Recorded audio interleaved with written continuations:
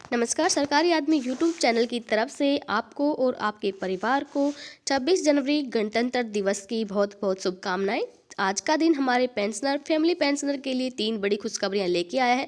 जी हां, तीनों के तीनों यहां पर 26 जनवरी 2019 के तोहफे के रूप में, सौगातों के रूप में यहां पर निकल के आए हैं। तो पूरी जानकारी के लिए आप वीडियो को अंत तक देखें और वीडियो अपने दोस्तों के साथ ज़रूर शेयर करें ताकि उन्हें भी ये खुशखबरी मिल सके। ज़्यादा समय न लेते हुए सब चलिए हमारी पहली जो खुशखबरी है वो आपको बता देते हैं। तो सबसे पहला जो यहाँ पर आप देख पा रहे हैं, डिपार्टमेंट ऑफ पेंशनर वेलफेयर की तरफ से गवर्नमेंट ऑफ इंडिया 24 जनवरी 2019 को ही ये ऑफिशियल मेमोरेंडम जारी किया गया है, जिसमें उन्होंने 2 फैमिली पेंशन जो हमारे फैमिली पेंशनर को मिलती हैं आफ्टर द डेथ ऑफ री एम्प्लॉयड पेंशनर, उनके बारे में क्लैरिफिकेशन दे दिया है।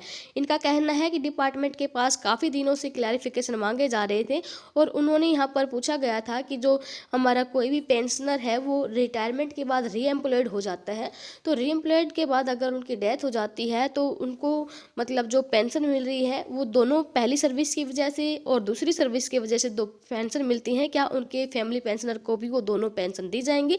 अगर दी जाएंगी तो किस टाइप की पेंशन उनको प्रोवाइड की जाएगी? तो यहाँ पर उन्होंने कहा है कि इससे पहले 27 दिसंबर 2012 का सब रूल 13A 13B और रूल 54 को यहाँ पर उन्होंने जो 2 फैमिली पेंशन को प्रोवाइड किया था वो डिलीट कर दिया था। इसके बाद उन्होंने फिर चेंज किया था 16 जनवरी 2013 में, जिसमें उन्होंने यहाँ पर अलाउड कर दिया था कि in the event of death of a reemployed pensioner तो उनके फैमिली को 2 पेंशन प्रोवाइड की जाएंगी। इसमें यहाँ पर जो इफेक्ट है ये 24 सितंबर 2012 से इफेक्टिव हो गया है। मतलब 24 सितंबर 2012 के जितने भी केसेज हैं जिनको यहाँ पर 2 फैमिली पेंशन का फ़ायदा अब तक नहीं मिल पाया है, उनको यहाँ पर फ़ायदा मिलेगा, प्लस उनको यहाँ पर एरियर भी प्रोवाइड किया जाएगा।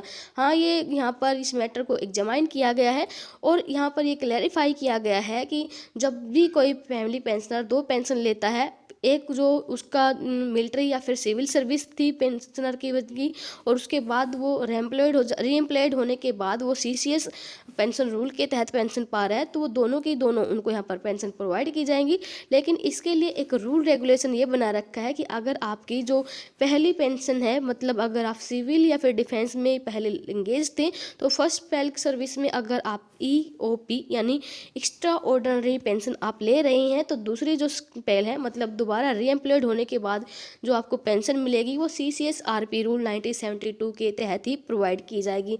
और एक्स्ट्रा ऑर्डिनरी फैमिली पेंशन है वो दोनों केस में नहीं मिलेगी, सिर्फ एक ही सर्विस में आपको एक्स्ट्रा ऑर्डिनरी पेंशन मिलेगी और एक सर्विस में आपको CCS पेंशन रूल 1972 मिलेगी। ऐसा कोई भी केस नहीं होगा जिस केस में EOP तो रूल दोनों ही केस में अप्लीकेबल होगा। और जो फिनेंशियल बेनिफिट है वो जितने भी पास्ट केसेज हैं, मतलब जिनको इनका फ़ायदा नहीं मिल पाया है, उनको 24 सितंबर 2012 तक के सभी केसेज को इनका फ़ायदा मिलेगा और अगर उनका एरियर बकाया रहता है तो वो एरियर का भुगतान भी कर दिया जाएगा। तो जितने भी हमारे नोडल ऑफिसेज हैं, डिपार्टमेंट हैं, सबको इनकी प्रतिलिपि भेज दी है, PM ऑफिस को भी भेज दी गई है। आज के बाद जो CCS RP rule plus extra ordinary pension rule जो फैमिली पेंशन को प्रोवाइड की जाएगी वो 24 सितंबर 2012 से लागू हो गई है। तो ये थी आज की हमारी पहली न्यूज़ जो 2 फैमिली पेंशनर के बारे में थी। आगे बढ़ लेते हैं आज की हमारी दूसरी अपडेट की तरफ।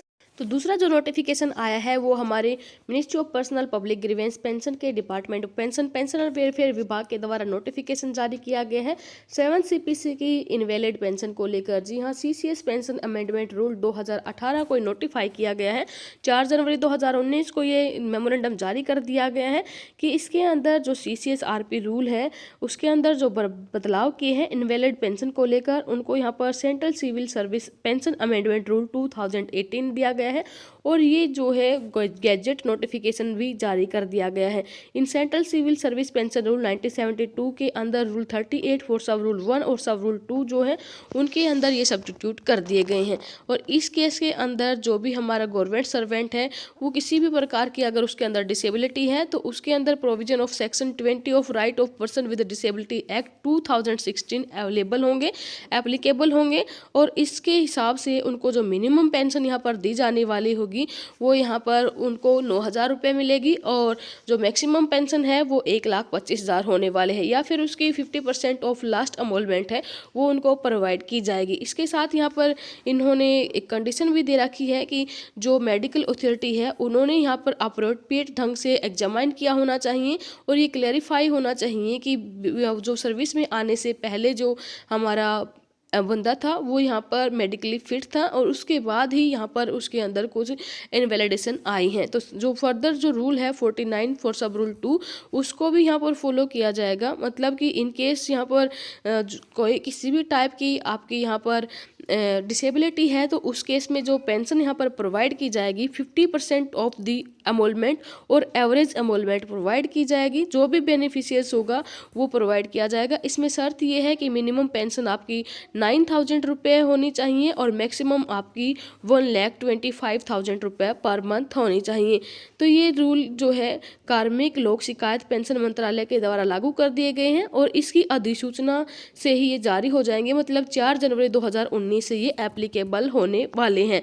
नेक्स्ट आगे चल लेते हैं आज की जो हमारी लास्ट न्यूज़ है उसकी तरफ। जो लास्ट अपडेट है वो हमारे डिफेंस फोर्सेज के minimum disability, war injury pension, special liberalise family pension को लेकर निकल के आई है अपडेट। जी हाँ, रक्षा मंत्री निर्मला सीतारमण जी ने खुशखबरी दी है। हमारे जितने भी डिफेंस फोर्सेज के डिसेबिलिटी, वार injured, special liberalise family pensioner हैं उनको अब यहाँ पर मिनिमम पेंशन के रूप में 18,000 रुपये पर मंथ दिया जाएगा, और ये 1 जनवरी 2016 से इफेक्टिव माना जाएगा।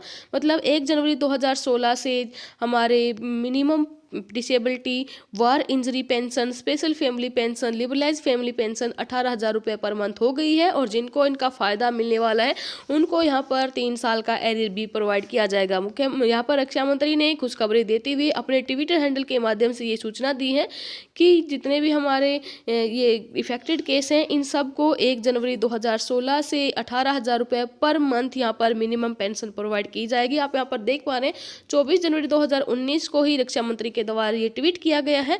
तो काफ़ी बड़ी खुशखबरी हमारे ऐसे पेंशनर, फैमिली पेंशनर के लिए निकल के आई है कि अब उनकी मिनिमम पेंशन 18,000 रुपये पर मंथ हो गई है, और 1 जनवरी 2016 से इफेक्टिव होने वाली है।